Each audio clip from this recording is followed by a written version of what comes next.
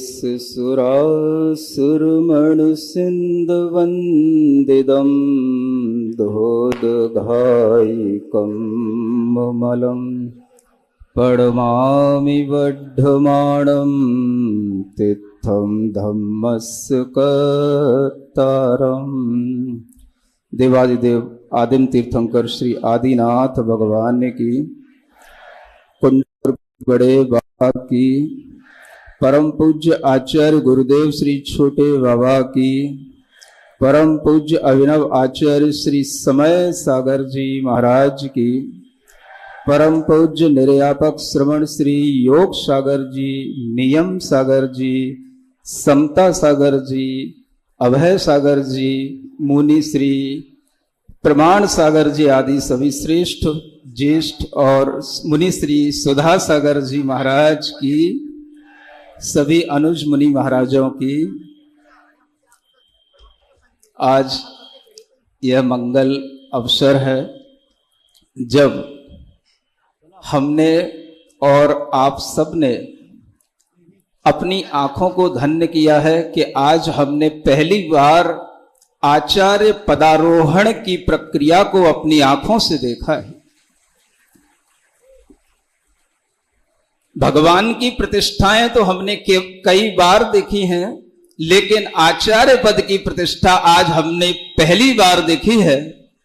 और इस प्रतिष्ठा के अवसर पर मैं इतना ही कहना चाहता हूं संक्षेप में कि आचार्य परमेष्ठी के लक्षणों में नियम सार ग्रंथराज में आचार्य कुंदकुंद देव ने कहा है, पंचाचार समग्गा पंचेन्द्रिय दंती दप्प निदलना धीरा गुड़ गंभीरा आयरिया एरिसा होंती।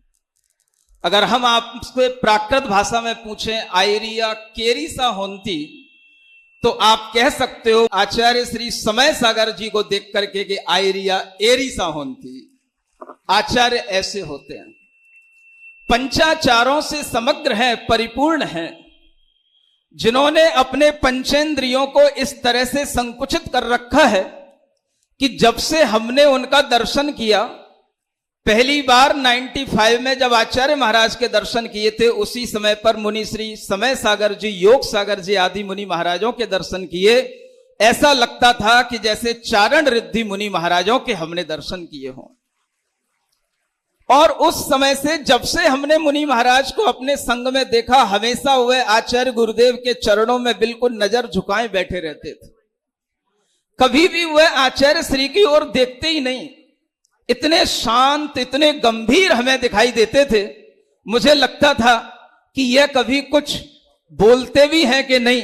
और इनका बोलना पहली बार जब हमने सुना था तो वह प्रसंग था अकल तरह का, जब मुनि श्री प्रवचन सागर जी महाराज की समाधि हुई थी और उस समय पर आचार्य महाराज के निर्देश से मुनि श्री समय सागर जी महाराज, मुनि श्री विनीत सागर जी महाराज और हमने वहां पर मंगल प्रवचन किया था मुनि श्री प्रवचन सागर जी के उपलक्ष्य में, समाधि के उपलक्ष्य में।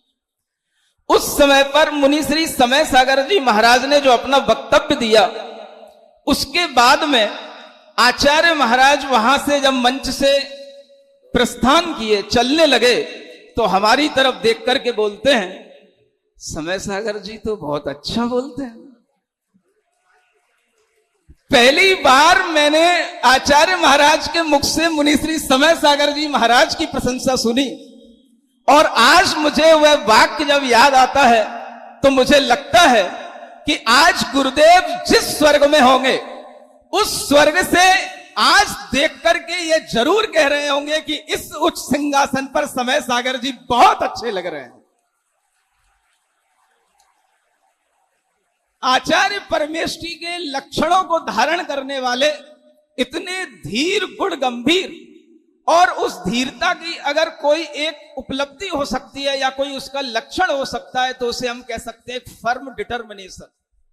जिनके अंदर एक ऐसी दृढ़ इच्छा शक्ति है जिसके माध्यम से वह, ऐसा मुझे प्रतीत होता है कि जिस तरह से आचार्य महाराज ने अपनी इस श्रवण परंपरा को आगे बढ़ाया है, आज हम विश्वास से कह सकते हैं कि उनके अंदर भी वही अंश है और वह उसी वंश के हैं। हमें ऐसे आचार्य परमेष्ठी की प्राप्ति हुई है जो आचार्य गुरुदेव के ही वंश के हैं और उन्हीं के अंश हैं।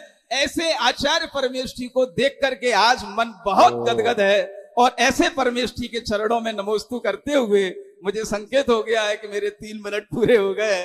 मैं यहीं पर विराम लेता हूं। बोलिए आचार्य श्री समय सागर जी महाराज की